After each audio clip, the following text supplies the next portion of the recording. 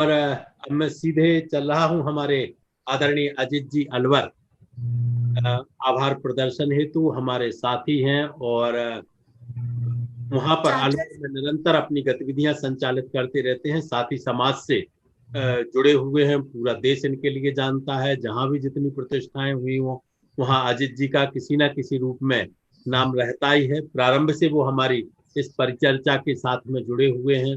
मैं आदरणीय अजित जी अलवर के लिए सादर आमंत्रण दे रहा हूँ आभार प्रदर्शन हेतु। आदरणीय अजित जी। धन्यवाद भाई महेश जी।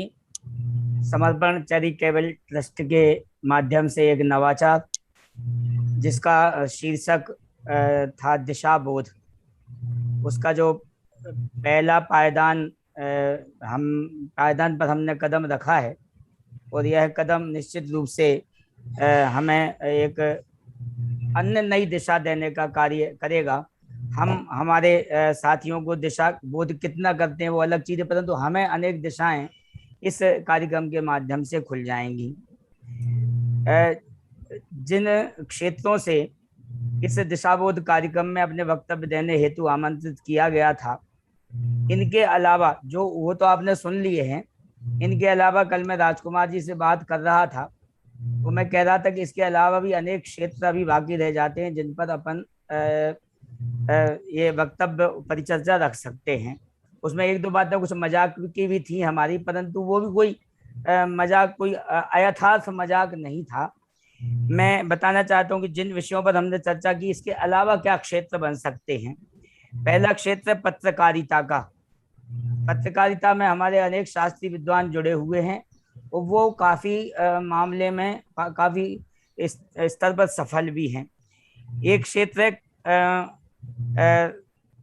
निजी व्यवसाय के अंतर्गत आप जाकर के और न केवल स्वयं अच्छा कार्य कर सकते हैं अपितु अनेक शिक्षित वर्ग को आप रोजगार देने का कार्य कर सकते हैं। इसके अलावा मैं बात करना चाहता हूँ कंप्यूटर से संबंधित और इससे संबंधित जुड़े हुए बिजनेस से। हमारे साथ समकित बैठे हुए हैं किशनगढ़ से। समकित को स्पॉटलाइट करेंगे तो हो सकता है। इन्होंने शास्त्री करने के बाद जो उपलब्धियां हासिल की हैं, कम संसाधन होते हुए भी अपना एक तकनीकी दिमाग का उपयोग करके इसके आधार पर इन्हें जो राष्ट्रीय स्तर का जो संचार मंत्रालय है उसके माध्यम से इनको सम्मानित किया गया है। अगर इस क्षेत्र में भी आप जाते हैं और एक निर्देशन का भी कार्य करते हैं तो वो कार्य भी कोई बुरा नहीं है।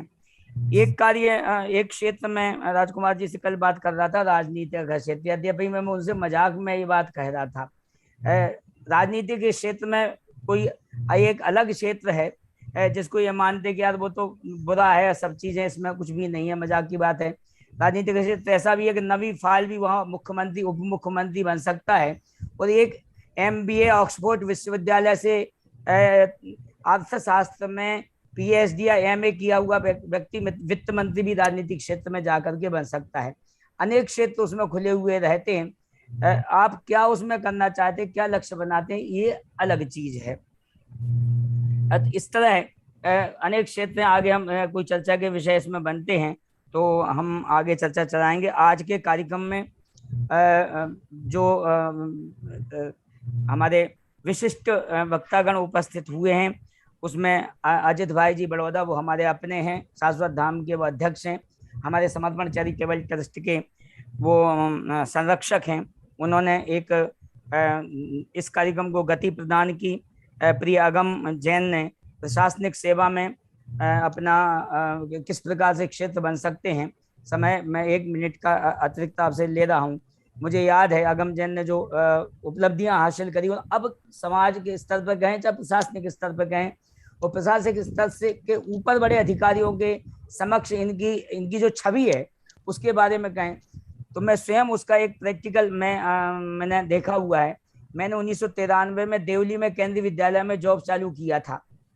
और अगर आप उद्देश्य अच्छा बना करके चलते हैं, आत्महित का उद्देश्य बना करके चलते हैं, प्रभावना का उद्देश्य बना करके चलते हैं तो लौकिक सेवाएं करते हुए भी आप चाहे वो तत्व का मार्ग हो, अन्य मार्ग हो, उससे जुड़े हुए रास्ते।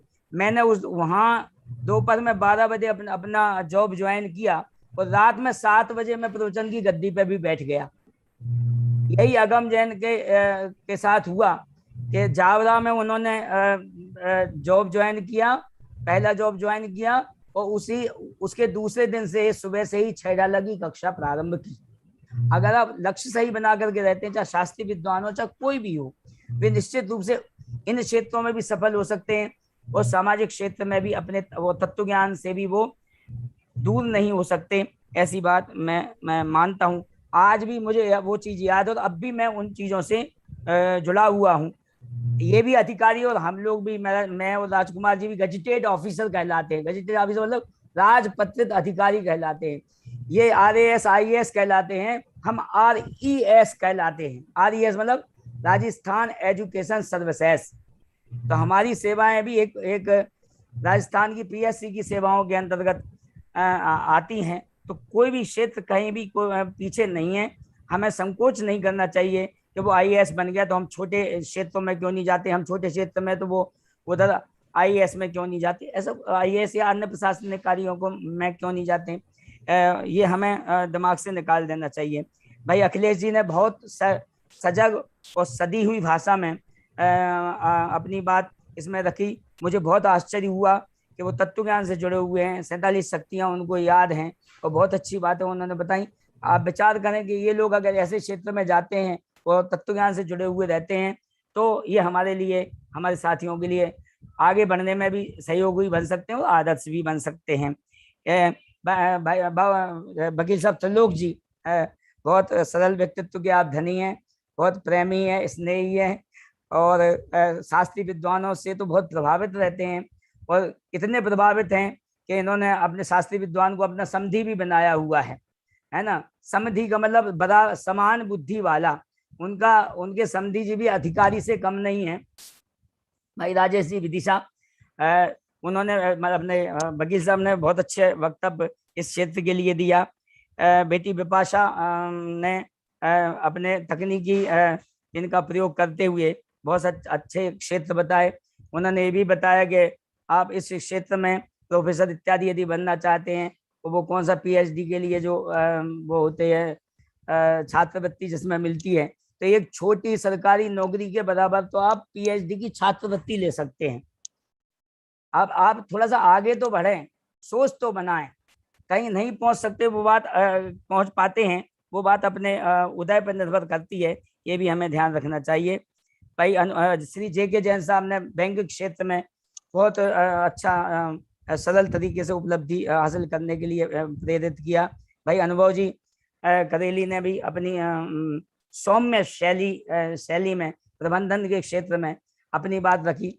एक क्षेत्र में और भूल गया हूँ कि आप शिक्षा के क्षेत्र में मास्टर बने या नहीं बने, आप थोड़ा बहुत लोन पढ़ करके, थोड़ा बहुत लोन ले करके आप विद्यालय भी खोल सकते हैं। हमारे ऐसे कई शास्त्रीय विद्वान हैं जिनके अपने विद्यालय चल रहे हैं, खुद के विद्यालय इंग्लिश मीडियम स्कूल चल रहे हैं।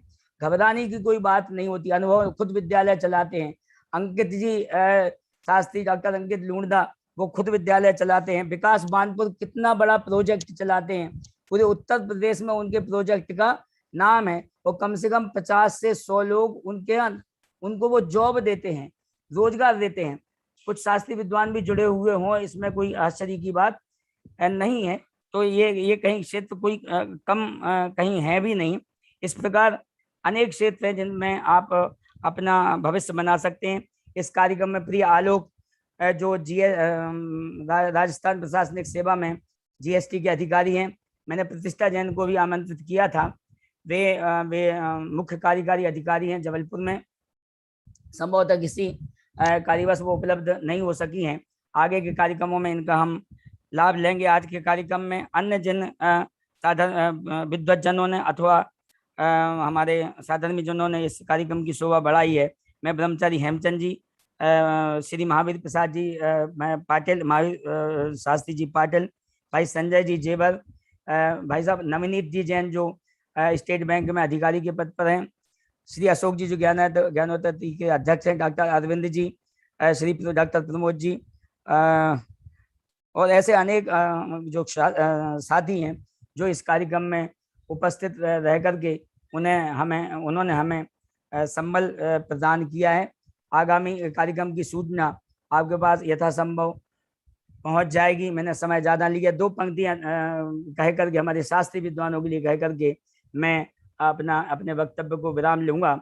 किसी ने कहा है, हर पतंग को एक दिन कचरे के डिब्बे में जाना होता है। हर पतंग को एक दिन कचरे के डिब्बे में जाना होता है, लेकिन उससे पहले आसमान छूकर दिखाना होता है। ये जीवन हमें मिला है, ये अंत तो इसका हमें सबको पता है कि क्या होने वाला है, परंतु क्यों ना हम सही उद्देश्य बना करके, सही लक्ष्य बना करके, प्रमाद का त्याग करके, देखा सीखित का त्याग करके, असफल हो जाए तो हताशाओं का त्याग करके तो हम आगे की मंजिल पर जा सकते हैं। अन्यथा आगे 2 कैरियर और हैं राजकुमार जी, 2 कैरियर और हैं। एक कैरियर है कैरियर गाइडेंस का कैरियर, कैरियर गाइडेंस।